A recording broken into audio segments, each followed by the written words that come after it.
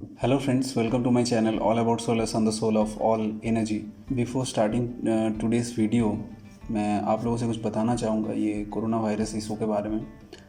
और I hope आप सभी लोग ये वीडियो घर पे बैठ के ही देख रहे होंगे। मैं बेसिकली कोलकाता से बिलोंग करता हूँ और मैं दिल्ली में पिछले 3 साल से रह रहा हूँ अपने काम के लिए। तो यहाँ पे अभी मैं ऑलरेडी अटक चुका हूँ due to this lockdown situation. मैं घर नहीं जा पा रहा हूँ, बट मेरा इस चीज़ के लिए कोई शिकायत नहीं है क्योंकि मुझे पता है गवर्नमेंट ने जो डिसीजन लिया है ये बहुत सही है। क्योंकि अभी का जो सिचुएशन है, हमें इस वायरस को किसी भी हालत पे रोकना है, इसके चेन को तोड़ना है। मुझे पहले भी एक चांस मिला था घर जाने को, बट मैंने उस टाइम पे इसलिए नहीं गया क्योंकि मैं इस वायरस का कोई कैरियर नहीं बनना चाहता हूँ। क्योंकि मुझे पता है मैं जब ट्रैवल करूँगा उस टाइम पे मुझे ये अटैक नहीं करेगा, ऐसा कोई चांस नहीं है।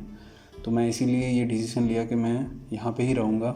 मुझे प्रॉब्लम्स भी हो रहा है। मैं पिछले 5 दिन से यहाँ पे ऑलरेडी सेल्फ आइसोलेशन पे हूँ। मैं अकेले ही हूँ यहाँ पे। मेरे पास फूड का बहुत ज़्यादा कुछ इंतज़ाम नहीं है, कुछ प्रॉब्लम्स भी हो रहा है, बट फिर भी मैं मैनेज कर सकता हूँ, ये मुझे पता है।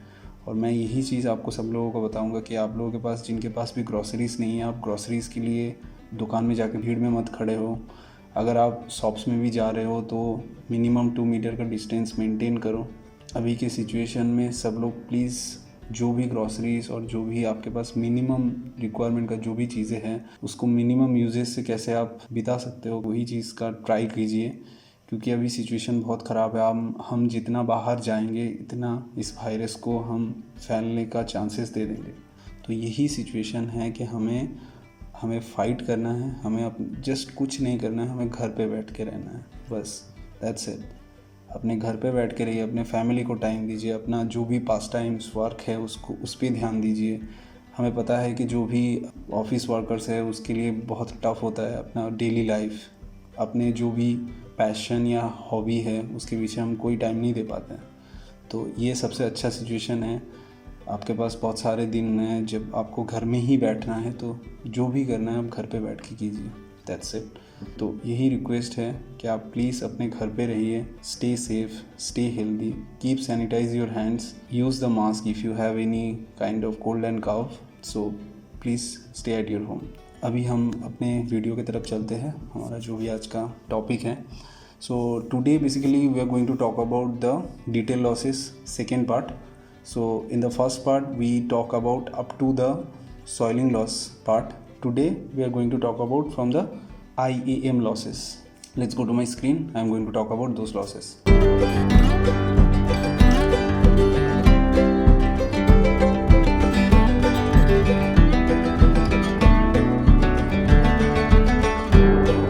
Next one is the IAM losses, which is basically denoted by incidence angle modifier loss. What is this incidence angle modifier loss or array incidence loss? Due to the glass layer on the front of the solar module, there is an incident effect which decrease the irradiance to receive the PV cell's surface. As we all know, due to the refraction law, if light comes in a glass plane or glass surface, so when there is a refraction angle happen on the sun ray. So if we draw it in my second screen, you can see the first layer, which is basically the air. The second layer is basically here for solar is glass, and the last layer is EVA sheet. After that here the solar module comes in the picture, okay, which is basically PV cell. When sun ray comes in the surface and it's basically reflected through the glass surface, but when it reach there is some angle of deflection. So due to this angle of deflection, so there is some amount of loss happen. Here in PVCist, this data is generally provided by the manufacturer only. PAN file पे ये data आपका मिल जाएगा. If manufacturer PAN file में ये mention नहीं किया है तो generally you can use the default value PVCist का जो है, और otherwise I recommend you guys to use the ASRAY model, the default which is ASRAY model or ASRAY parameterization. This is basically a default value, and you can see here this angle modifier condition is basically when the incident angle increases this angle modifier IM value decreases. So this is about the IM loss and you can use the detailed study over here. अब अगर आपका module का जो front glass है वो different material का बना हुआ है, अगर नॉर्मल ग्लास है तो उस केस में आप यहाँ पे फ्रेशनल लॉ यूज़ करोगे। अगर आपका ग्लास है विथ एयर कोटिंग के साथ है तो उस केस में आप Fresnel glass with air coating use करोगे। If you have the glass defined data, so you can use the user profile data as well. Now let's talk about the next tab which is auxiliaries.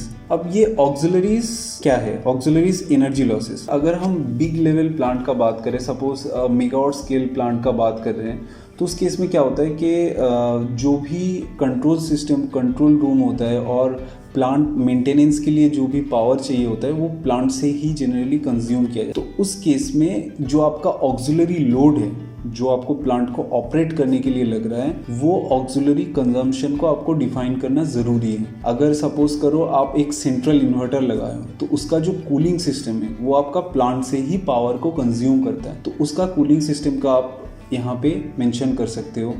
और आपका suppose करो आप एक control room वहाँ पे setup किए हो तो कंट्रोल रूम में जो भी आपका मशीनरीज चल रहा है, लाइक कोई कंप्यूटर चल रहा है, लाइट चल रहा है, फ़ैन चल रहा है, तो ये जो भी लोड है वो लोड आप यहाँ पे उस हिसाब से मेंशन कर सकते हो। जैसे यहाँ पे मेंशन भी किया हुआ है continuous auxiliary losses fans and etcetera, like fan light क्या जल रहा है from inverter output power threshold.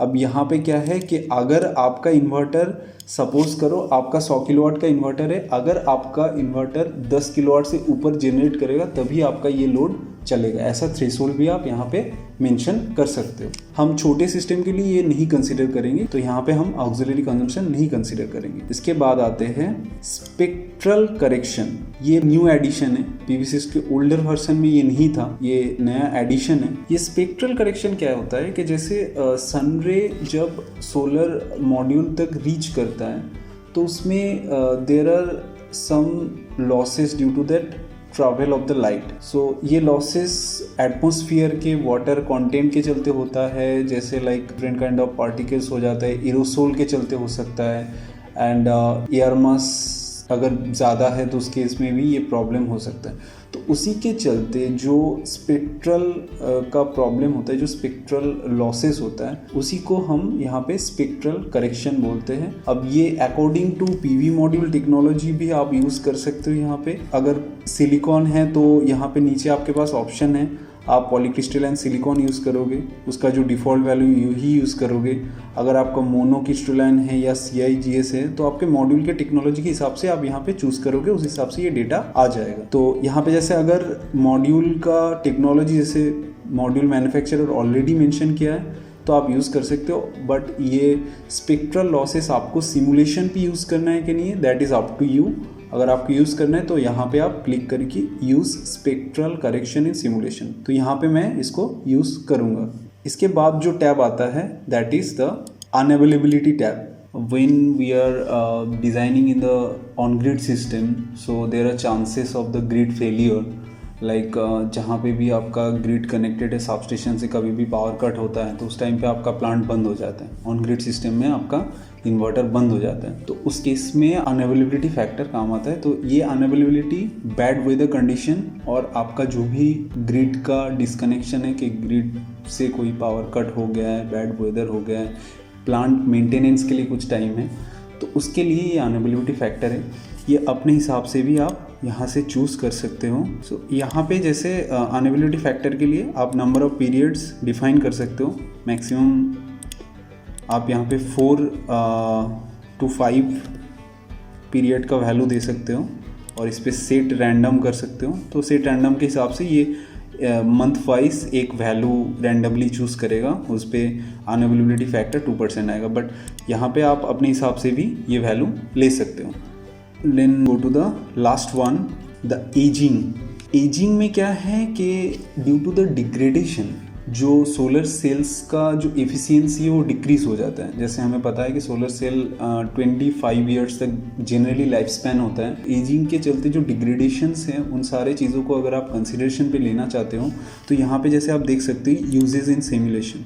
तो अगर आप एजिंग को सिमुलेशन में यूज़ करना चाहते हो तो कितने साल के लिए यूज़ करोगे। सपोज़ मैं यहाँ पे इसको अगर 25 ईयर्स करूँगा तो टोटल 25 ईयर्स में आपका टोटल कितना लॉस हो रहा है। जैसे देखिए टोटल 25 ईयर्स में आपका यहाँ पे ये डेटा दे रहा है कि 9.8% का टोटल ओवरऑल मॉड्यूल डिग्रेड हुआ है। और ये मिसमैच डिग्रेडेशन फैक्टर होता है कि मॉड्यूल के वोल्टेज और करंट का जो डिग्रेडेशन हुआ है दैट इज़ 4.97%। तो ये आप अपने हिसाब से कोई भी चूज़ कर सकते हो। सपोज करो 10 साल का मैं अगर लेता हूँ तो it is coming 3.80%। There is a second thing model PV module ageing parameters average degradation factor. ये PVsyst का डिफॉल्ट वैल्यू है 0.40। आप इसको 0.5 तक भी ले सकते हो but 0.40 is okay. And the next one is IMP RMS dispersion.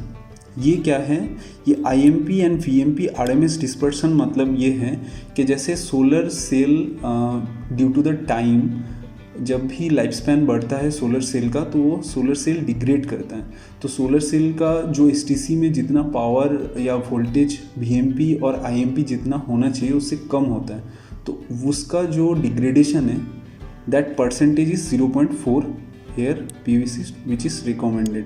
Mismatch calculation के हिसाब से आपको ये ग्राफ भी मिलेगा। अगर आप मिसमैच कैलकुलेशन पे देखना चाहते हो तो यहाँ से आप देख सकते हो। अब यहाँ पे एक पॉइंट मैं बताऊंगा वो है Monte Carlo values. Monte Carlo is a kind of a statistical distribution process. तो आप यहाँ पे कीप दिस MC वैल्यूज, तो मोंटे कार्लो वैल्यूज को आप यूज़ कर सकते हो। तो उस केस में आपको IMP का वैल्यू को चेंज करने का परमिशन नहीं मिलेगा क्योंकि वो मोंटे कार्लो के हिसाब से आपका IMP and VMP dispersion value choose होगा। तो इसी के हिसाब से बेसिकली ये लॉसेस पैरामीटर्स हैं। This is up to the detail losses tab. That's all about today's episode. If you have any kind of doubts, if you have any queries, please comment me. I hope you have enjoyed this video. So if you think this video is helpful for you, please like and subscribe to my channel. And please share it with your friends so that we can educate our friends and family about the renewable energy. And regarding this coronavirus issue, please stay at your home. Please stay safe.